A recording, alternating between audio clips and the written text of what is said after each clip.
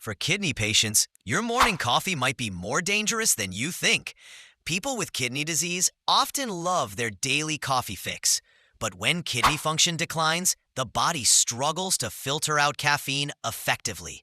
This means caffeine lingers longer in the bloodstream, potentially leading to insomnia, elevated heart rate, and high blood pressure, all of which are risky for kidney patients. Experts like Dr. Jessica Saville from UCLA Health recommend limiting caffeine intake to 200 to 300 milligrams per day, roughly 1 to 2 cups of filtered coffee.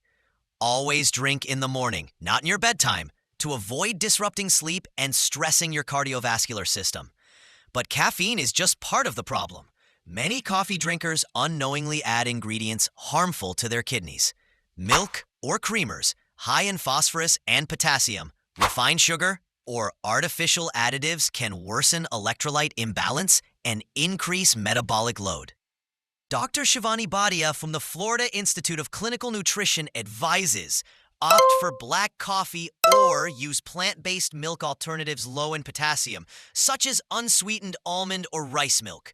Always check the labels and avoid added sugars or chemical creamers. In moderation, coffee isn't forbidden for kidney patients, but it must be adjusted wisely. What matters is not just if you drink coffee, but how you drink it. Choose wisely to protect your kidneys.